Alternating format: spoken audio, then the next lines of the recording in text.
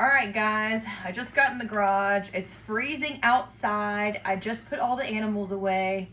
And anyway, so I had a lot of people tell me that they wanted to hear the entire emu story about Tina getting arrested. And, you know, if you've been watching the news at all today, you've seen that it's gone viral. This morning I was getting tons of text messages and calls saying, Tina's on the news. She's on Fox News. She's on CNN. So we'll just tell the whole story right now. Okay, so we'll just jump right into it. This was last Friday, the 9th. I just got to work and I got a text message from one of my neighbors, Francis, thank you, saying, your emu is out. Here's Tina walking down the road. Okay, I knew what road it was. I said, I'm on my way. Run home to get a scoop of feed so I can lead her home. Well, lo and behold, somebody had opened the gate. So here's the pig out, the goats are out, everybody's out, it's complete chaos. So I wrangle all these guys back up, get them back in the gate, and then I go driving around looking for Tina. I drive around in all these roads and all these little neighborhood area where she was, didn't see her. I called animal control and I said, hey, if you get a call about an emu that's out in Elkton, it's mine. Here's my number. And she's like, oh, God, okay. I go back to work. 10 minutes later, hey, this cop has your emu at this address. Go find her. Here I go again. I go there, get out the car. The deputy has her feet handcuffed, and she is lassoed up against a fence in somebody's backyard. And then between the fence and trying to get her back, there's poles and there's metal roofing panels. She's got to jump over like 6 feet of crap to get on her way back home. So I'm like, oh Jesus, I don't know how I'm gonna do this, but I'm gonna do it. So I have to pick her up off the ground and get her moving in the right direction. So once I got her up and walking, I'm like, see y'all later. Once she's walking, I'm gonna keep going. So here I go. Tina and I are walking home. All is well. And we get 3/4 of the way home, and my neighbors were getting their trees trimmed. So there's bucket trucks, there's wood chippers, there are chainsaws going. So Tina starts to freak out. Now, again, by this time, the cops are gone. I'm all by myself, walking an emu home. And so I still have her lasso around her neck, and she hears the wood chippers, and she bolts. So I'm like, oh my God. So I have to run after her, chase her again. This happened like 3 times where she bolted in the wrong direction.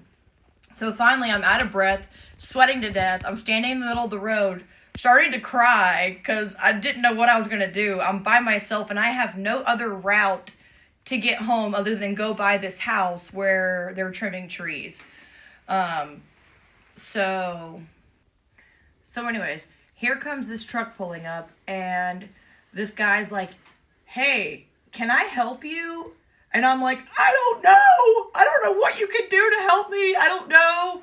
And again, Tina, she's 6 feet tall. So what are you going to do? She's not walking past this house.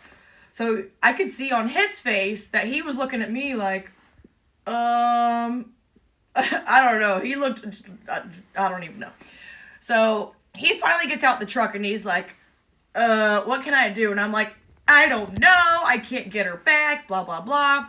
So he says, hey, do you have a trailer? And I'm like, well, yeah. And he's like, I'll go get the trailer. He goes to my house. The trailer is locked. So he comes back and he says, I can't get it, whatever. And I said, I can go get it, but I have to go get the keys. Da, da, da, da. And so I can see he's like, you want me to hold the emu? And I'm like, good luck. So I hand him this leash with an emu on it. And I'm like, say one of these. I take this random guy's truck, go get the trailer, come back, and I could tell she already bolted on him because he's 2 houses down the road, and you could see when I pulled up, he's like in distress, and he's like, she tried to run. So anyways, I pull up, get the trailer open, we get her in the back of the trailer, she finally walks up in there, plops her big ass down, and I had to lay on top of her in the back of the trailer. And I guess the fact that it was pitch black inside this trailer and she couldn't see anything, she was just calm just long enough so we could drive home. So anyways, thank you to the neighbor down the road and my honey for helping me get Tina back home safe and sound. So yeah, long story short, I never imagined that Tina would go this viral, and this is probably as close to any kind of fame that I'm ever going to see and her. So yeah, there's the story. Okay, so I have been getting a ton of questions and comments ever since Tina's been all over all these Instagram pages and news stations and everything. And they're like, what? You have a pet emu? How? Why? So I'll just start from the beginning. I live in the country. I've got a decent sized piece of property. And so, like I said in one of the articles, it all starts with chickens. Chickens are the gateway drug. You get a few chickens, and next thing you know, you want a duck, and then you want a turkey.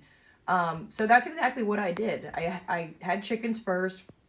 I don't even remember specifically what came second, but what came first, the chicken or the egg? I don't know.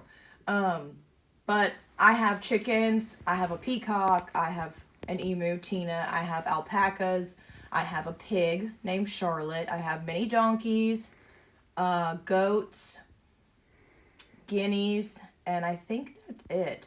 But I've also had geese over the years. I have had ducks. What else did I have? I don't know. That's a story for another day. But that's how that happened. And where you can find all of these animals is on Craigslist. Who knew? Who even still gets on Craigslist? I do. I need to stay off of it. So yeah, I was on Craigslist one day and it said baby emus for sale. So I'm like, what the hell? So any animal that I buy or I bring to the farm, I research it. I look into it and see, are they friendly? Do people have these on farms? What kind of upkeep are they? And so, again, emus did kind of fit into that. So here I go. I go and get Tina. She was up in Jacksonville and she was this big. And I've had her since she was this big. And yeah, so that's how that started. And initially my plan was to get a male and a female because they're going to have eggs and they're going to breed and we're going to have babies. It's going to be so wonderful. So that didn't work out. The male, his name was Ike. So put two and two together. Ike couldn't stand Tina. He would beat up on her. He would kick her ass. So I had to keep them separate. So I never had babies, but one season Tina did lay eggs and I thought it was like finding a pot of gold. I go out into the pasture and here's this massive teal egg that looks like a dinosaur egg, and it was just amazing. Some of my Facebook friends probably remember that era. I was posting every single day, Tina had egg number 2. So it was fun. And yeah, I've been on Craigslist before, and so yeah, long story short, you can pretty much buy anything on Craigslist. One day, there were camels for sale on Craigslist. They were $16,000. If I had more money and more time, I would have camels here. For what?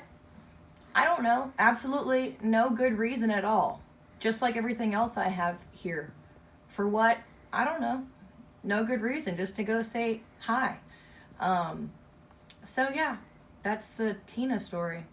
But I do post Tina in my stories sometimes, and I've had a lot of messages of people wanting to see more of Tina. So stay tuned because she will be making appearances more often now. She is a star. She's a celebrity.